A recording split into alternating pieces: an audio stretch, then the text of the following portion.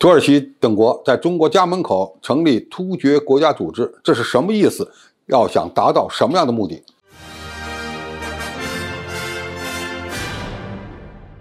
观众朋友、网友朋友，大家好，我是付强少。近日，六国领导人在伊斯坦布尔突厥语国家合作委员会第8届峰会上宣布，突厥语国家委员会改名为突厥国家组织。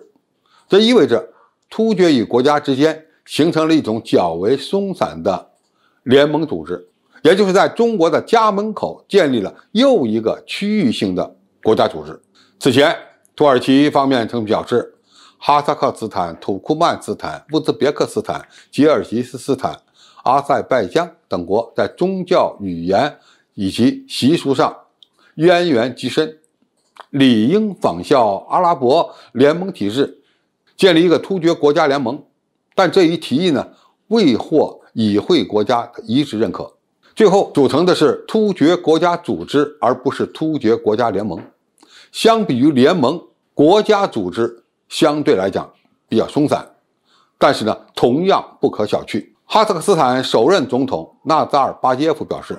突厥世界的发展历史从今天开始了新的时代。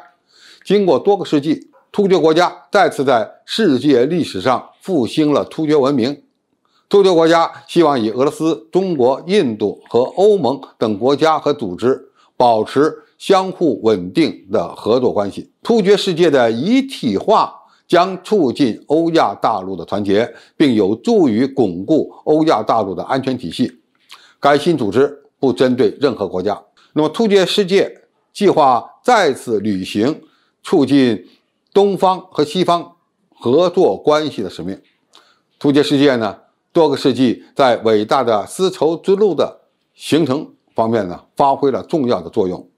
也可以理解为突厥世界将成为促进中国与欧洲联系的桥梁。而土耳其实际上对这个突厥国家组织是不太满意的，因为埃尔多安的目标是建立一个区域的国家联盟，而且呢要当领袖。现在的这个突厥国家组织是基于突厥语体系，并不等于是一个民族，但是土耳其不太甘心。最近呢，土耳其委托一家基因检测公司对土耳其人的来源进行了分析，基因检测公司所给出的结论证实了主流的科学推测，土耳其人主要是由安纳托利亚人和希腊人的后裔所组成的，只有 9% 的人口有中亚人的血统，只有这些人可能与突厥相关。土耳其政府因此而怒斥基因检测公司缺乏职业道德。其实原因很简单，无论是安纳托利亚人也好，希腊人也好，都曾经被突厥人的政权所征服。希腊人与突厥人更是世仇，而土耳其人则认为突厥人才是他们的先祖。虽然这次土耳其没有达成组织国家联盟的意愿，但是相比于原来的国家委员会又进了一步。那么突厥语世界的团结对中国这个邻国意味着什么呢？首先，这是多极世界的一个标志。那么多个国家的联合体能够让小国更有实力来对抗强权。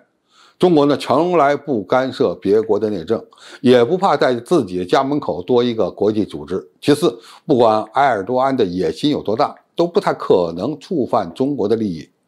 埃尔多安可能想成为六国的领袖，不过土耳其的地理位置和实力又决定了，要想成为一个真正的大国，就必然会与美国和俄罗斯的利益发生冲突，更不可能挑战中国的利益。最后，中国可以进一步的加强与突厥语国家的合作，特别是一带一路战略的实施与突厥国家组织的使命基本吻合。当然，如果突厥语国家变成了一个军事联盟，那么中国就要考虑其相应的影响了。好，今天的评述就到这里，谢谢大家收看。